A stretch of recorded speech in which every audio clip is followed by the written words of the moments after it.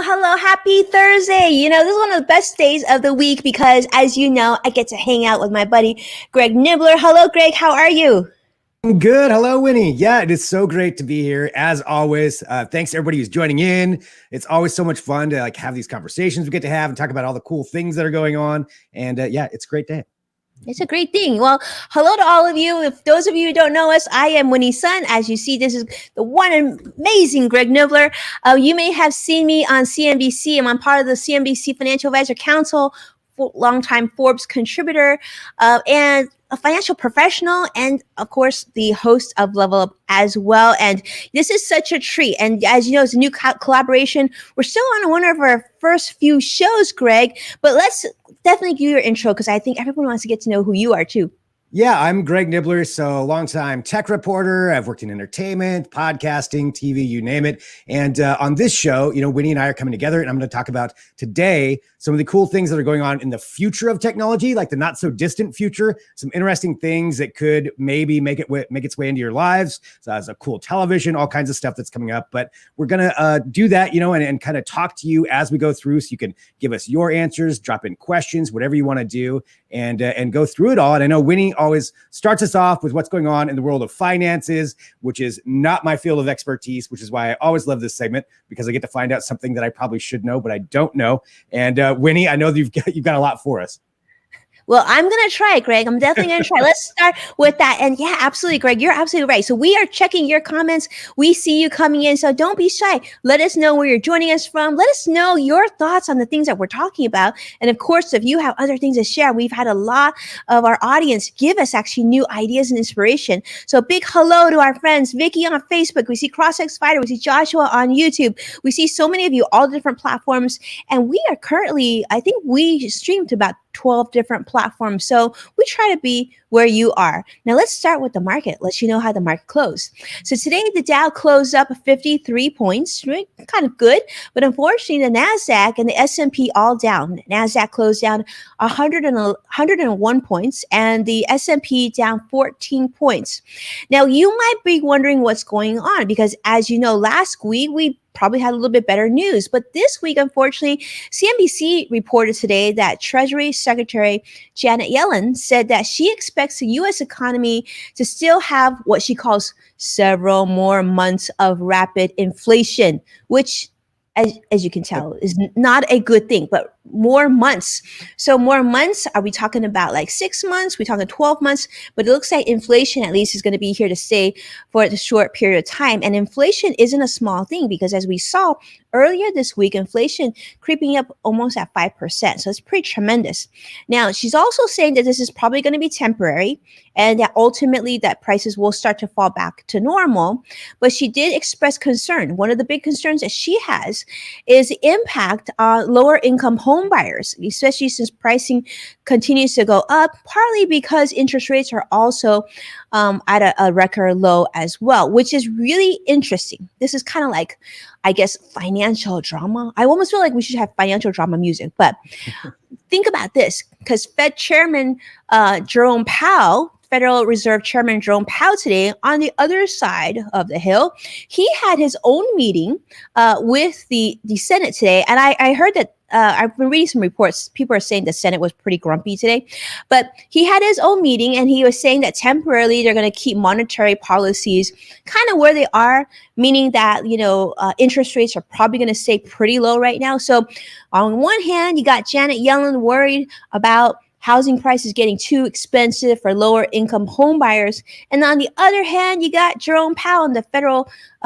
the central bank side saying, hold on, we're going to keep rates at current levels. So who knows what's going to happen, but temporarily, one thing we know for sure, there's going to be more uncertainty and more more movement, more volatility in the financial markets. I think that's something we can expect, and something that you should definitely plan on and plan ahead and make sure that your finances are in sound. And we're hearing more so this. This is one message I think you want to keep on your radar. And we're starting to hear a little bit more of that actually today. A lot of financial analysts are saying, yes, it's true, things are starting to open back up. Things might be getting better, but one thing that we cannot predict the impact of course, is this Delta variant and how this will impact the financial markets as well. Now, but this is something, I mean, enough with that talk, right? It's probably, you're like, I thought this was a fun show. This is a fun show. And we're going to get Greg. I think, Greg, this is something you and I talked about last week, which I'm super excited to share today, which is on the 4-day work week. Yeah. Yeah. Just the idea of this. And I would be absolutely all for it. A 4-day work week. I've always liked the idea of doing a 4-day work week. I mean, I don't practice it myself. And I suppose being, owning my own business, I could do that. I don't, but I do like the idea of a 4-day work week. I think that's something that probably a lot of people would embrace. And that's, again, we talked about it before. I am curious what people think too, if you'd be for it, or if you'd rather just, spread it out over 5 days, or if you go on based on a 40-hour work week, 4 10s or 5 8s. I'd do the 4 10s every time. Yeah, I know. I love this. And in fact, after I read art, there's been a lot of articles coming in and it's been trending on social media the last couple of weeks. I've been really thinking about my own team, right? We have a team of 10. I'm thinking like, well, maybe this person can go Monday through Thursday, this person Tuesday, Friday, like literally trying to figure out how this would work. So here's the thing. Accenture, many of you know, very, very large company, research and financial company, recently did a study called the Future of Work Study. And this happened this year.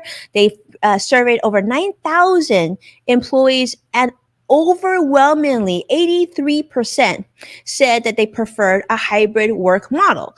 And there's so many things that come into place for this, right? Hybrid meaning you work from home some of the time, sometimes you go in the office, but everybody's saying that this is absolutely what they want. And they also find that 63% of high growth companies have already adopted this sort of productivity anywhere workplace model. Now, you probably heard there are some companies, because of the pandemic, I think Twitter was one of these, that said, you know what, we'll let you work from home indefinitely if you want to.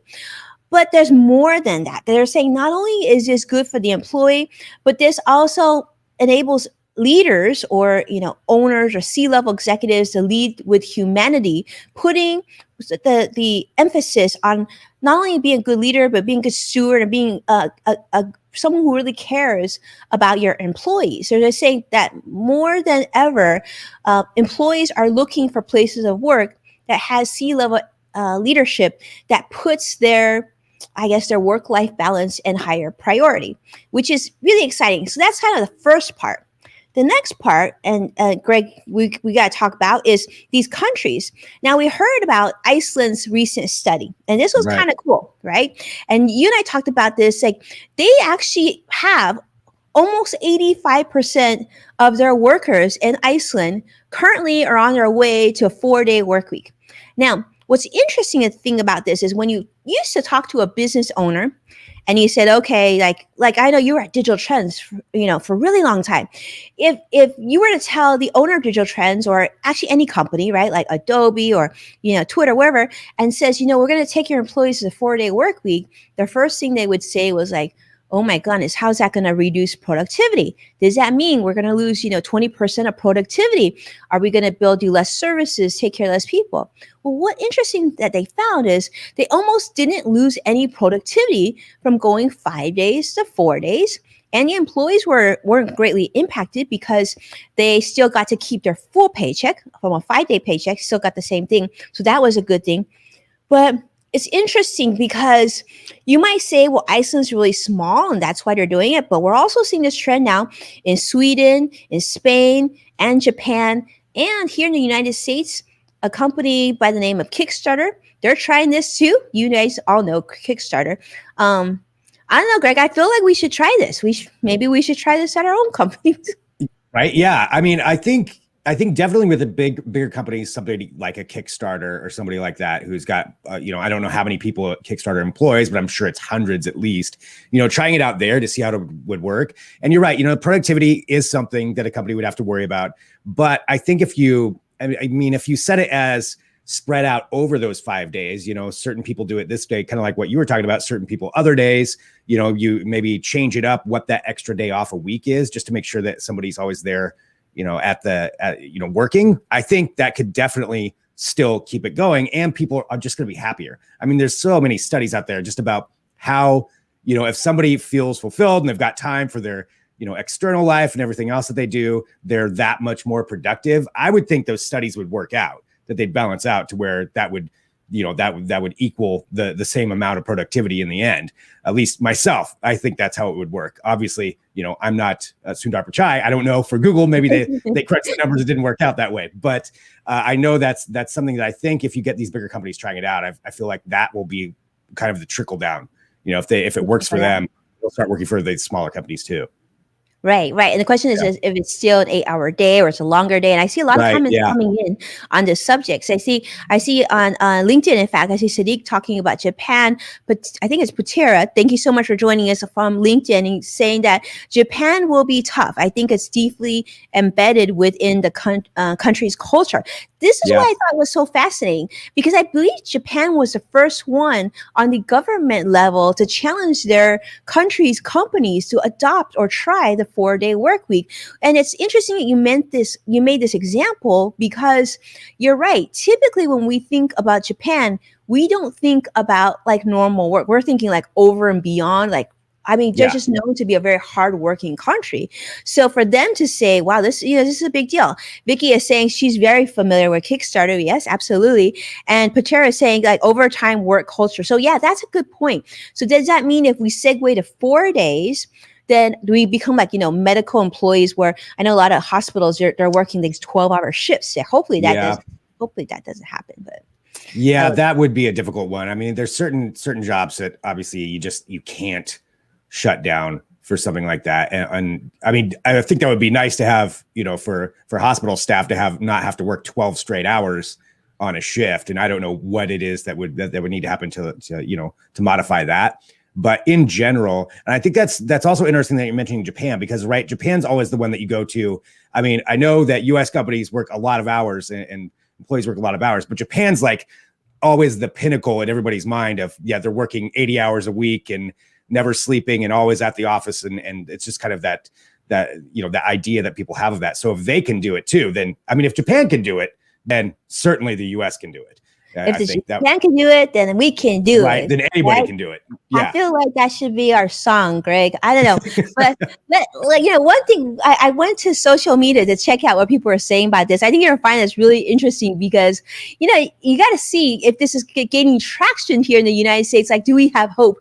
And we got to talk about, I think we got to get more people on this 4-day work week thing, because I think it's going to be better, not only for us, for the next generation, if we all adopt this, right? So let's see some of the shares that came on, because this was really entertaining.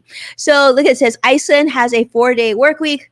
I'm on my way. And this person is sharing an airplane. Super funny. All right, let's see what else they've got. Okay, it says, honestly, a 4-day work week sounds amazing. Just getting to break it in half, so it's never more than 2 days from resting. I know. That's a great point. That actually made me think. I had to read that twice, because that makes a lot of sense. I like that. I like sleep. I feel like sleep is really an important thing. Channeling the Ariana Huffington, we've got you right now. Okay, let's see what else we got.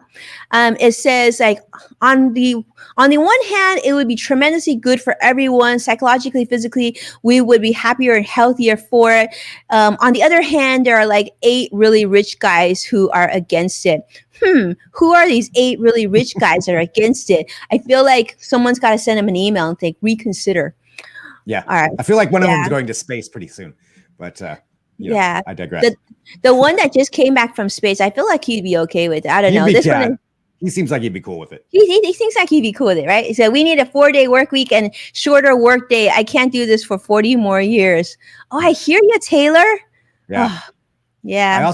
I also think, in addition to the 4-day work week, we need to adopt like the siestas, like the Spanish and Italian style, where you take like a 2-hour lunch break, you relax, then you come back to the office. I think we need that as well. You know I'm all what? for that. Okay, I love this. Okay, for those of you who are watching or joining us, I see so many of you from different channels. How many of you agree with Greg? How many of you would want to take a siesta in the middle of the afternoon? I mean, you could catch up with your soap operas, I guess, even during that time. But think about that, like 4-day work week and then siesta. I feel like, Greg, that's like next level. Right. That. I mean, that's clearly where we need to get to, I think. Although now that I'm saying that, I don't know how. I mean, I guess the math works out, or the statistics as far as people being productive after a 2-hour break. For myself, that may not, the more I think about this, that may not be good for me, because once I take 2 hours off, it may be hard to like fire it back up and get back into it. But I think it could be an option. I'm all for the options. I think, yeah, I'm with you. I like, the options are good, but for me, probably I would want to be able to get off at 4 versus like taking a nap and getting off at 6 or 7. I don't know. I mean, that's I one can of see that too. Yeah, that's one of the things you got to think about. The other thing that I actually, one of my friends on CNBC had shared the article about the 4-day work week. And I said, I think this is really amazing. I would hope that this would happen. But again, there's certain things that would have to happen. Like I would need the New York Stock Exchange to also adopt this 4-day work week. And then they would probably pretty much define my schedule, and NASDAQ and everybody else. And I think there's certain industries that, I think in all industries, people always said, well, in some industries it'll work and some it won't. I actually disagree. I think it would work in all industries. It's just depends on if you would want to make the effort to make it happen, right? Like, for example, like you would just find overlap, right? We would need to be able to have people to depend on for the day that we're not there. And in theory, why stop at 4 days? If you could achieve this, you could hypothetically go to 3 days, right? It's all about that sort of quality of life. And I think we've gone through this pandemic and more of us are emphasizing the things that we like and we don't like. I don't know, Greg, I'm so glad we're having this discussion. Like we're seeing Vicky is just like agreeing. She says we need to recharge the batteries. And Bateria says, but from what I've been told, the work hours are longer after the 2-hour break. Oh, Greg. Okay. All right. I'll have to consult some Spanish friends on that one. That's true. So maybe that doesn't work out for everybody. The option could be good. But yeah, if you end up working longer, I mean, I think, going to a 3-day, I mean, that would be amazing too, but just go, sure. Let's just do that 1 day a week. That'd be nice. Why stop at 4? Yeah. Keep on, take another one off. But yeah, for 4-day work week, I mean, I think that would be a pretty cool standard to adopt. And I do feel like that, at least that aspect is something that's achievable, for people to think about that, to have like 3-day weekend or 3 days every single week. I mean, that would be amazing. I'm just thinking of all the camping I could do or the traveling you could do in 3 days. I mean, it's just, it would, I think it would work really well for a lot of companies. I'm excited to see how it works out for some of these. So let me ask you this, Greg, and those of you who are with us, I want to hear from you as well. If you were to work a 4-day work week, Greg, which day would you want additionally off then? I'd probably want the Friday. I think Friday is the one I would want off. I would want it off too. Then who would work on Fridays? Nobody's working on Fridays. Yeah. I mean, then you can beat everybody if you're getting out of town. You can beat them out of town. You can get places, before everybody. But of course, then if everybody's doing it, then I guess that kind of defeats the purpose. Yeah, because I see Vicky wants Friday off too. I guess I would have to take Monday off. I'll be flexible. Yeah, you have to go opposite. Yeah. Yeah, so you could take Friday. I'll take Monday. Our show will still be on Thursday, and you'll still kick us off before the weekend because you got to have that good vibe. Yeah. Right. Yeah. I know. Set. We got to keep talking about this, but tell me this then, Greg, obviously if we're going to be working and changing, there's certain things that would be great to be like replaced with technology. Right? Like, yeah. Well, I mean, to look forward to. Well, and this is what I was kind of taking a look at. We're talking about, the future of work, if the future is going to be 4 days or all that. And there's a lot of studies that came out this week just about different kinds of future technologies, because you have a lot of research institutes that are working on these kinds of things, like MIT and major Harvard, a bunch of different places. And I want to kind of pick a couple of these to talk about just as an idea of tech that you could be getting in the near future. And the first one's from San Diego, University of California at San Diego. And it has to do with powering your items. Like this is something that we all have to deal with, right? Your phone runs out of power. Your smartwatch runs out of power. It's always a pain. You always have to charge it. Well, this is an idea of maybe a way you could keep it charged at all times using your own body to charge it.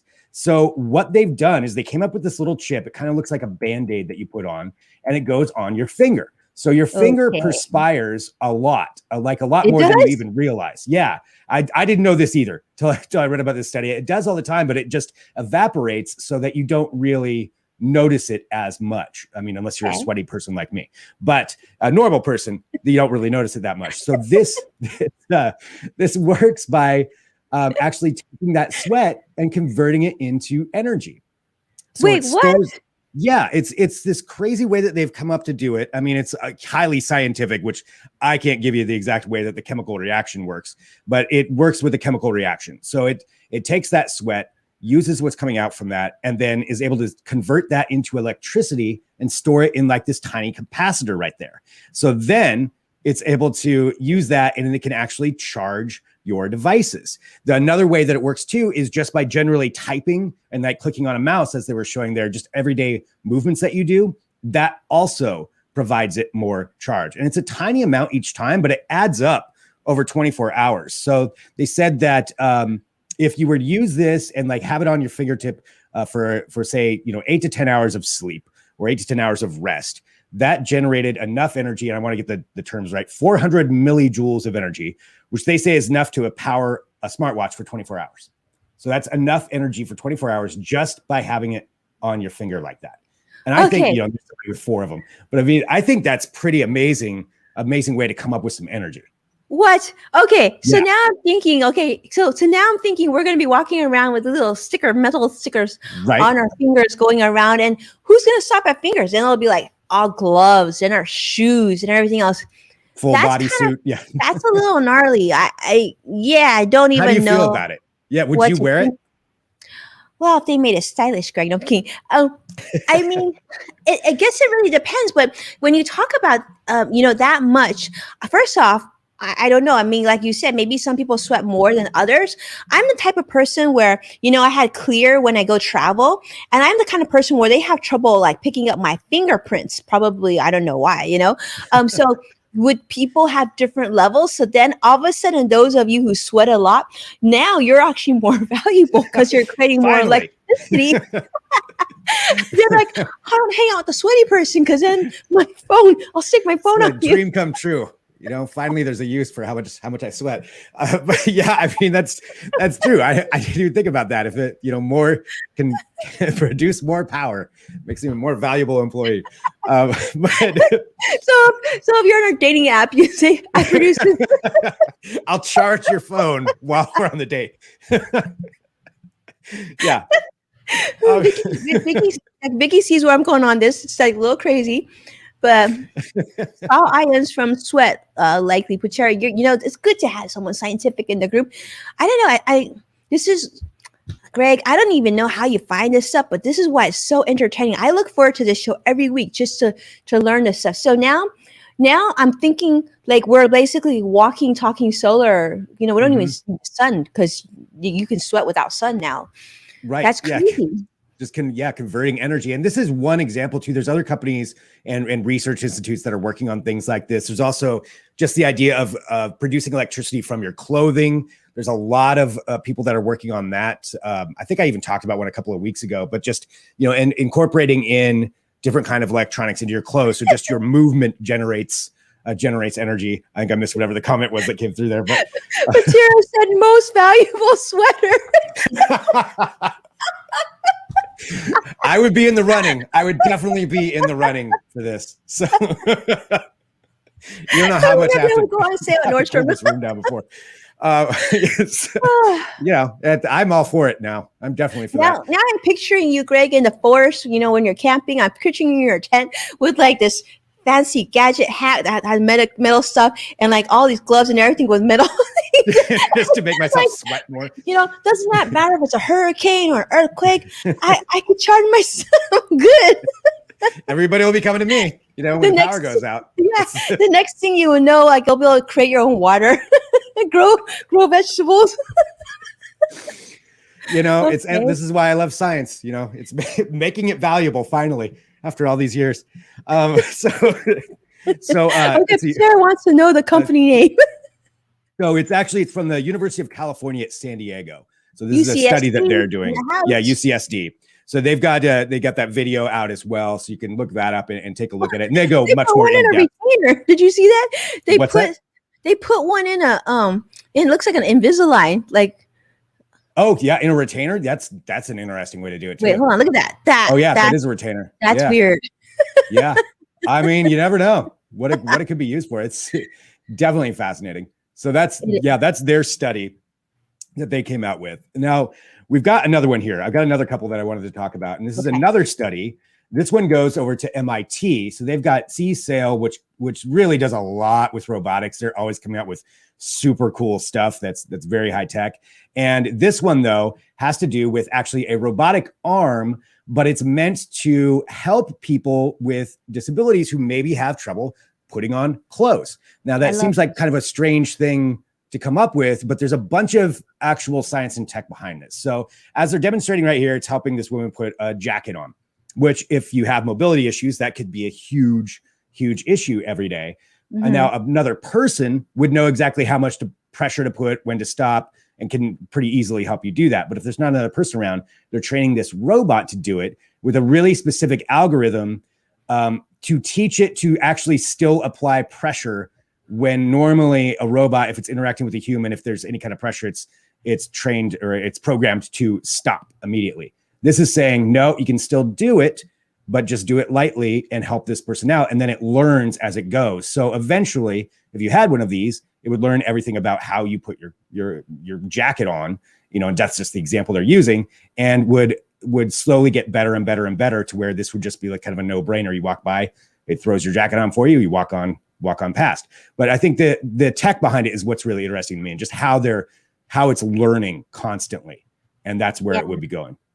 Well, you're excited about the tech. I'm loving this for humanity purposes because, know, as someone, I have a niece and nephew with special needs, and I know like my parents are getting older now and they're having health issues. And I think, this is an area that I think we need to focus more energy on because a lot of people with disabilities do feel like, it's hard to get people to come in and take care of them 24/7 because they get burnt out. It's obviously, it's a very hard industry to be in.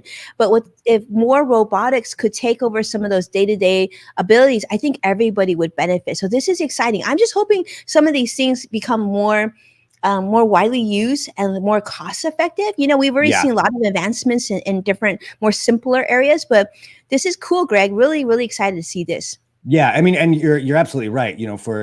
And there's going to be a shortage of people to work in this industry. There already are, for people to come to somebody's house and help out. So this is a way that they're looking at it. If we can use this robotics and train AI to maybe help mitigate some of those issues and have this more widely available. The cost-effective side, certainly that's got to be worked out too. But I think the further the research goes, the more this becomes actually a product that can be marketable.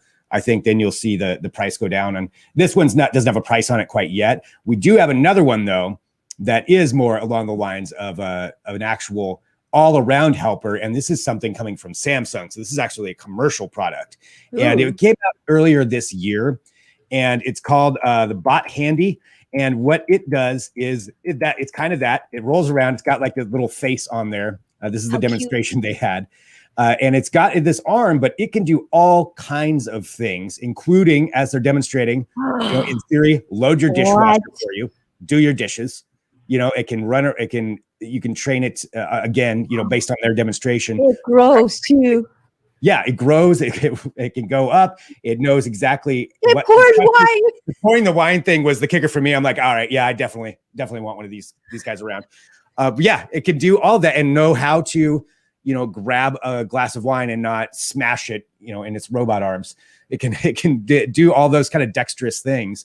And this is something that they're also looking at for that, not only, for people who don't have disabilities, but certainly also along the lines of that, somebody who has disabilities, just somebody who just needs some help around. This could be that kind of solution. And that it just seems like we're getting closer and closer to the Jetsons, Butler. But this is along those lines. I mean, it's pretty cool.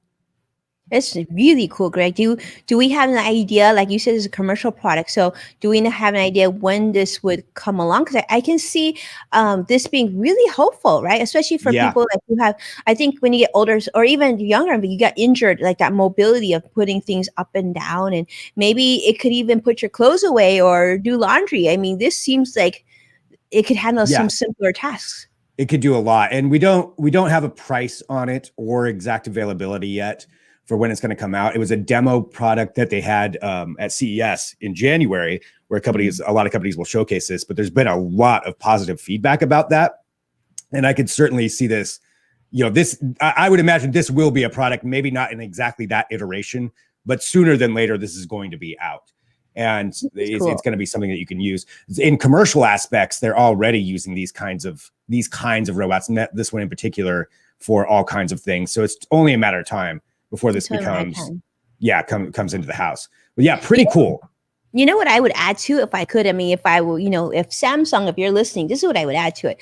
I would add that ability to blue light, to send out blue light rays, because imagine you've left the house, right? And someone's helping you load, the robot's helping you load the dishes and whatnot, get that all ready. Well, why not sanitize the house and go to different rooms and do that? So by the time you get back, because, thanks to our episode that we did not too long ago about what to stream, I actually watched Grey's Anatomy last night, Greg, because it came back to Netflix, as we know. And so, that was one of the things that they did. I think this would be cool. Like we could build on top of these, like using this technology and then adding more things to make our life that much easier. It's amazing because, you think about this. You think how far we've come in the last 10 years. And I know you've talked a lot about smart technology, but even this morning, my son had an online class, and I had a meeting and whatnot. Now, typically, a 9-year-old isn't so great. I remember exactly what time to log in the computer, but literally we had Alexa was ready. Alexa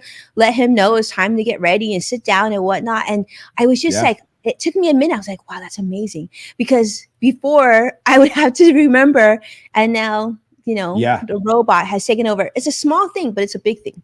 And it does. And it adds up, and just like that, just like you mentioned, like that little thing, that's going to help your kid beat time for class. And we could actually do an episode sometime about robotics that are designed specifically for children, because there's a whole line of them out there for helping them learn or stay on task. And there's a big industry for that. That might be a good segment to do sometime. I can kind of compile some of those and talk about those. But the robotics industry is just going to blow up here. There's just so much potential in that. So that's the one from Samsung, and they've got some other ones that they're working on as well. There's just all kinds of cool stuff in there.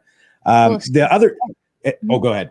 I was going to say, for those of you who are watching Greg right now, if there's other areas that you would love him to feature, like he said, he's going to come up with some tech for kids, maybe some tech for, for our older parents, right? Homebound or our seniors, some of the technology that's coming along for them. I think that's really interesting. I know Best Buy was kind of touching on that, but anything else that you would have an interest on, this is a great chance for you to jump in, and definitely we'll share with Greg too.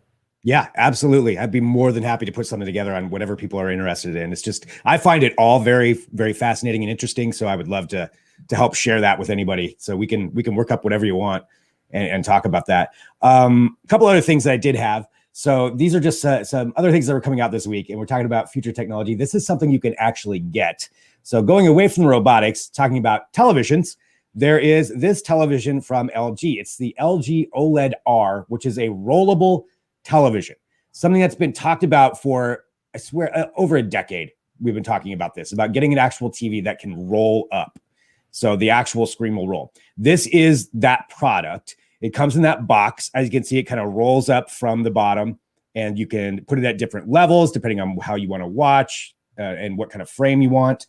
And so that's what they're showcasing, and it's finally coming to market here in the US. It's a pretty cool product. It's 65 inches, 4K TV, which doesn't really stand out necessarily anymore. There's a lot of those. It's OLED, which is a very high-end screen, so the picture is going to be really good. The one thing for this, though, is the price. So it is available right now, and it's going to be available in the US, and this is the first time it's coming to this market. But the price is $100,000. So it's So, Oh, just a little bit of a budgeting to get to that. But that's where we're at with that right now. okay. So let's get this straight, Greg. Yeah. So you can have a 65-inch TV that's stuck on the wall for a Yeah. couple $1,000s. Yeah. Like for A really something good like one for a couple OLED, thousand. right? For a couple Yeah. thousand. Or you can have one that comes out of a cabinet for Yeah. a measly $100,000. Okay. $100,000.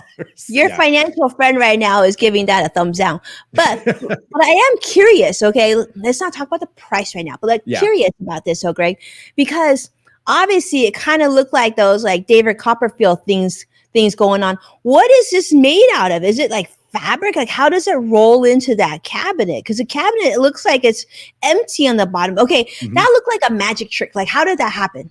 So it is actually an OLED screen, and made in the right way, you can actually fold it and roll it up, and it won't break or crack or anything like that. And it's kind of what a lot of people have been working towards, is this idea of having a screen that you can really mold to whatever you want. And the first one was something like this to market. I'm sure everybody else is working on it as well, but they're the first ones to get it out, which is also why it's $100,000. It's a ridiculous price, but it's the idea of where this can go. Because as with any kind of new technology, it's going to start out, the newest stuff's always going to be really expensive.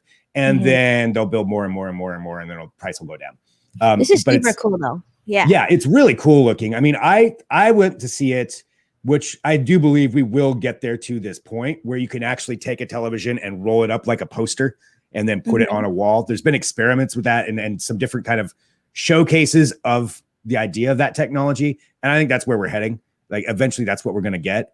But with this kind of tech too, the idea that you could roll it. I mean, think about having something on your wrist that's just completely wrapped around. So if you kind of extrapolate from there, there's all kinds of things you could do with a rollable screen. And I feel like you're going to go camping with it, Greg. I feel like you're going to sit up in the tent and then you're going to unroll your TV and stick it on your tent. Stick it on the tent wall. Yeah. Yeah. I mean, there's all kinds of cool stuff you could do with something like that. So this is, that's why seeing this is an interesting, demonstration of where it could go. Now, if you're out there and you're going to buy the $100,000 one, let me know, we'll fly over and watch a movie with you. But, but yeah, it's an elite market that's going to be going for this one. Well, I feel like Richard Branson and Jeff Bezos have one on their space shuttle. So, right. Maybe if you fly with them, you pay did you see this week at Jeff Bezos? I guess the guy who won, I guess he spent $28 million, right, to bid to go on. And I guess he has some sort of engagement next week that doesn't work with his schedule. What kind of engagement do you have to not go to space? You spent $28 million on? I'll do your thing instead of going to space. Yeah. Got a dinner party. Sorry, it's just not going to work out. Yeah, it's not going to work out. Yeah. It's just, I have a phone call. It was really important, teacher parent conference. And so I can't go to space. I was like, really? And then I guess the second place who bid, he is also busy. So he's sending his 18-year-old son, who is a physics student, who's going to go to space. So he's going to be the youngest astronaut now. Wow. Well, good for that kid. I mean, if he has to back out, I will volunteer. That's just get adopted from his family, huh? Yeah, I'm happy to take his place if he has an exam or something and can't make it. But well, he's I don't think he's going to book himself. But really, right? If you spend $28 million, you're going to go to space, and you now have an event that you can't get yourself. Yeah, what is the event? Switch out he's coming over to switch out the garage door, so I have to be here to make sure. They said they'd be there between 10 and 6. I got to be there. I can't go to space that day. I'll go on a future trip. Don't keep me on the list. Yeah. Wow. Yeah. That's a story I want to hear whenever that comes out. Exactly. I love that. Well, okay. So, you know what? Let me just say that Joshua Crossix Fighter says there's an OLED Nintendo Switch. That's right. Because Greg just showed that with us last week. And now this TV, which is really cool. Because I am very curious. Like the financial person in me is like curious, like, what is this made out of it? Is it going to feel like silicone when you roll it in? It's not, obviously it's not fabric. And then like the 100,000, like how much were the actual hard costs of making this versus Yeah. like the sticker price of 100,000. Is that price negotiable and all that good stuff? But really interesting. Yeah. It's pretty cool. So I think, not this year, obviously, but in coming years, we're going to see more and more products that are like that and see that tech incorporated into different things. So it'll be pretty cool to see where they go with it and just kind of thinking of the possibilities of something that's malleable that you can roll around and it's still a screen. So that's pretty cool. But it's interesting you mentioned the Nintendo Switch, the OLED Switch, because that is actually going on sale. I believe it's today is the pre-sale for that. But we got another announcement about another video game console, a handheld version. And this one has to do with PC gaming. So it's a pretty big deal in the world of PC gaming that this came out. So it's from Steam. And this is something they just announced today. So it's the Valve, their Valve handheld PC. Looks like a Switch. What's that? It looks a lot like the Switch. It does look a lot like a Switch. Yeah, it's called the Valve Steam Deck. And I want to get the name right. So it's Valve Steam Deck. It does look very similar to the Switch. Clearly, they took a lot of design cues from that. But what this can do is if you're subscribed to Steam and if you're a PC gamer, you know what Steam is. Basically, it's a service where you buy games off of and you play it through their servers. So Steam is very huge in the world of PC gaming. Now this lets you take your PC gaming on the go. So it's why it's a pretty big deal. It's this custom thing they built. They said they partnered with AMD. So it's got a custom APU. I can go into all the tech side of things, but basically it's got a lot of custom stuff on it and you can play your PC games wherever you want to go. So I think for that crowd, it is going to be a really popular device if it delivers on everything that it promises, which it said you can play like the highest end games, that everything's going to work fine on it. It's got several hours of battery life, I believe. And this just came out today, so I don't even have it all memorized yet. Several hours of battery life, 7-inch touchscreen. So all kinds of really cool stuff that comes along with it. And I think for anybody watching, I don't know if we have PC gamers watching. I'm always curious to know their opinion on this, if this is something they're excited for, or if they're already like, yeah, it's not going to work right.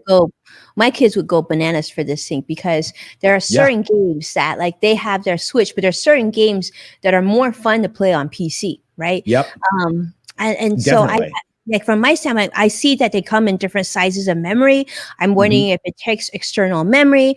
I see it's USB-C, charging, which is cool.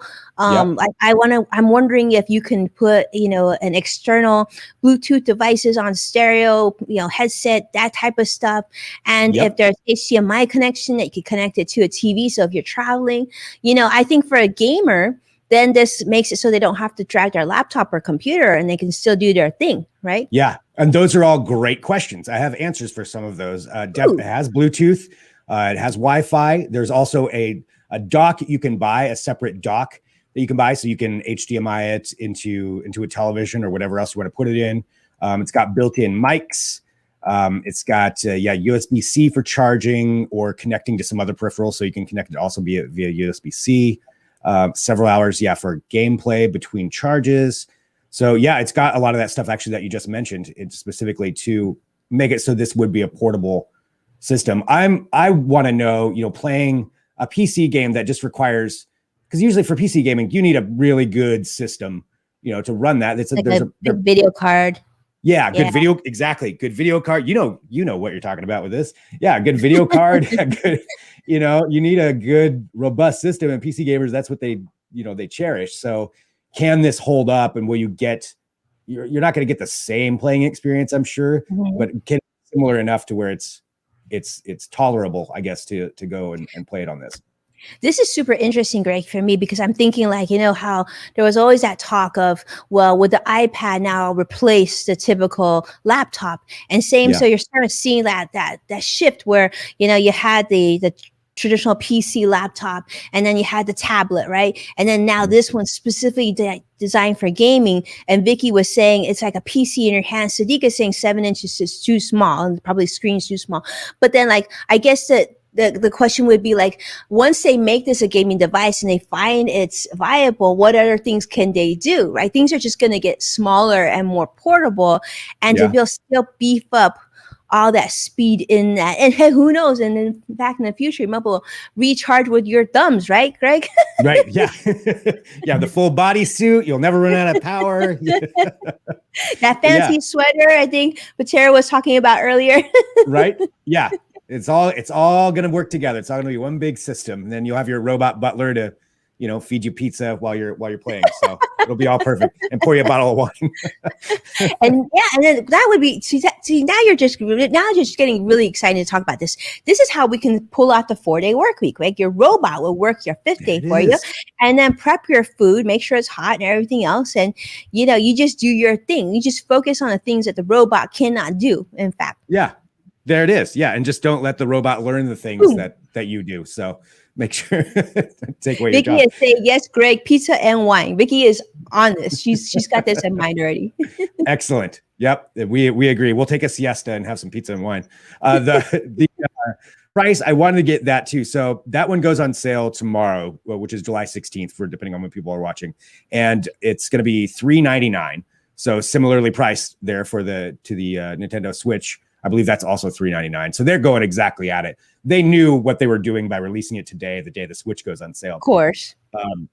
So the pre-sale for this is tomorrow. Delivery is going to be around December. So if anybody's thinking about this for maybe a, Christmas time present, you could order it now and have it delivered sometime around there. So they said December, not an exact date yet, but December at some time is when it'll be out. So strategic, of course. The item's not ready for delivery, but we'll take your money right now. Since you're looking at the Switch, we want to give you a second option before you hit, I will buy that Nintendo Switch and buy all those games to get you on that. We want to try and commit you now, and then we'll ship it in December. Good job. Good job. Financial decision right there. But Tara is saying he or she is a fan of something else, and I'm not sure what this is. Stadia. So this is Google's basically cloud gaming from Google. So Stadia is something they came out with. It was last year. I could have the date wrong, but it was last year at some point that they came out with Stadia, and it's Google's push into the idea of cloud gaming. That's a whole other market that everybody's trying to crack as well, is to basically to be able to stream an extremely high quality game online, which is been an issue. It's kind of, it's the white whale of what everybody wants to do. And to be able to do that, because then you just need hardly any hardware. You just need a controller, and then whatever device you're playing on, whether it's a laptop or your television or whatever. And so Google Stadia has been out for a while. It's had mixed reviews as far as what you can do on it. And I know for a lot of people, the 4K gaming is not quite what it should be. And it also eats up a lot of data. So if you're on any kind of a cap, you're going to be in trouble there. But yeah, this is that's what Stadia is doing right now. And I'd be curious to know whoever said that, what their opinion is on Patera, it too. Yeah, we'd love to hear your Patera. Have you tried it? And if you have, what's your impression of Stadia? This is new to me, so thank you, Greg, for sharing that. Yeah, and it'll be really interesting. The world of gaming is so interesting. It's like all those things add up: $14.99, $20, $30, and then you add more, and then this is.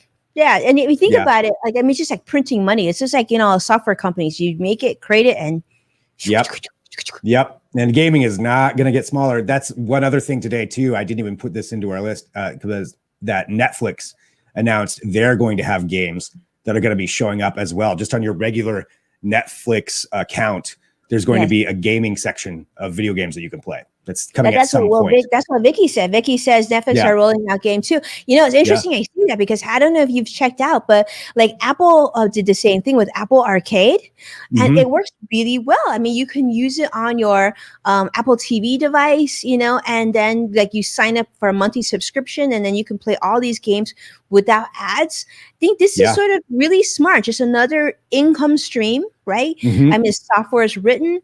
Again, more printing money, Greg. Yeah. The big competition. Why didn't we think of that? I know, right? Gaming, dang it. I mean, that's why you see the big competition too, with all of these companies trying to buy up production studios that make games, because they want to get the rights to whatever it's a really good studio that's making really good games, and lock them up so they're only on theirs. It's basically, like television shows and streaming networks. They lock them up so you have to subscribe to this one if you want to get this game. And it's a huge thing that's just going to be, getting bigger and bigger, obviously. Yeah, we need that little escape from reality, right? It's getting Yeah. harder to go to movie theaters, so people are enjoying gaming, and that's why all these devices are going out. So, Yeah. Sadiq is saying Blizzard was a small company, became huge. Blizzard's actually in my backyard, Sadiq, in Orange County here Oh, in Southern really? California. Yeah, I have several clients that work there, so that's Yeah. yeah. Yeah. I But I know. mean, there's just it's crazy. You get a couple of good games out, and Blizzard certainly has made a lot of very good games. But yeah, it's just kind of nuts where it's all going. Seeing how they're going to do it. I'm curious to see Netflix though. I will definitely be trying that out. I don't know if they're gonna have you like, get a separate controller or use a PlayStation or an Xbox controller. I don't know how that interface is going to work I would yet. guess so. I would guess You they would would use think, Xbox yeah. or PlayStation. That would make sense, right? Because that Right. technology is already there. And Yeah. then sort of piggybacking, because you kind of want to get to speed quickly because Apple's doing it already, right? Yeah. And Apple's Yeah. got if those of you who have checked out Apple Arcade actually has some really good games on there, believe it or not, like Sasquatch, really entertaining games. It's really interesting to see this transition. And as they develop in every segment, like every big company, right, does something really well, and they start to add all these different income streams, and that's a great way to manage your own, your own productivity, your own business, and your own income and your own wealth too. Yeah. That's Apple Arcade. Sasquatch. Great game. Sasquatch. All right. Sasquatch. Yeah. Super. I probably butchered it, but it's really, really good game. Yeah. I like the name already. Yeah. But And Cross yeah, so Spider is saying curious about Netflix games too. About next week's, I'm sorry. Oh, that Netflix games. Yeah. Netflix games as well. Sorry. When I'm looking down, just so everybody knows, as I'm looking at the comments. But yeah, that's it's going to be, really interesting to see what they have on there. And see how that all works out. So I don't know. I don't think there's a date on when that's going to be out. I think they have their earnings report coming up pretty soon, so maybe we'll find out a little bit more about it then. But yeah, pretty cool. But I'm sure you'll let us know, Greg. I will definitely let you know. I will tell you, tech is an area that I don't have to focus on as much anymore because I've got you, and I get to come in every Thursday and listen to you talk about this. And let me tell you, I'm always so excited because think about all these things. I can't wait to get one of those Samsung robots and a rolling TV. Now you're thinking, if this TV is waterproof, you could think about the things that you could do with it. You could do yoga by the beach, right? If you had your you could roll it up. Yeah. Yeah. Oh, how cool that'd be. What if you could also do yoga on your TV? That would be. I mean, roll it out and do yoga on it. I mean, I'm sure there will be a day that's something. Samsung probably has an OLED yoga TV that they're working on. I wouldn't be surprised. We'll be your test subjects, Greg and I. Yeah. Two different Absolutely. perspectives. Well, and I do want to remind everybody too, just what we said earlier, if there's a certain tech topic or a segment or something you'd be interested in learning about, or would like me to do a segment on and just kind of give you some information, some basic information to go off of, I'd be more than happy to do that. So get a hold of us anytime. You can shoot me a message on Twitter or email, however you want to get a hold of us, comments, and we'd be happy to do that. So, or any questions that you have about anything. If I don't know the answer, I can point you in the right direction. So that's right. I'm not going to say I know all that. I don't know all of it, but I know where to go. So he knows where to go, and he knows a lot of really important people in the tech industry. And that's why we're so grateful that Greg always brings us the cutting edge information, sometimes stuff that you don't even see online yet. So it's really, really exciting. So we are so grateful that all of you are here, and so grateful that Greg is here. But as Greg said, our direct messages are open. We love to hear from you. And most importantly, we see when you share the show and you comment, and can't tell you how much it means to us. It means so much to us, especially since this is really a project of friends that we're excited to come together and do this collaboration. And hopefully we bring a little light, a little knowledge, and a little excitement to your week. And with that, I don't know, Greg, I'll let you close up because that was so much fun. Yeah, it was so much fun. And Winnie, as always, thank you so much. I mean, this is, like Winnie said, it's so much fun for us to do this show. And I know I'm saying fun a lot, but it's a lot of fun. And we appreciate everybody joining us, and be sure to tune in next week. So next Thursday, 2:30 p.m. Pacific, 5:30 Eastern, you can join us. We're going to be talking a little bit about the Olympics, I believe, which are kicking off shortly thereafter next week. So we'll have some cool things on that. I've got some tech sides. So in the meantime, send us questions, comments, whatever you want, share the show. Thanks for joining us. And we will talk to you next week. Thank you. Stay well, stay safe. Thank you, everybody, for being here.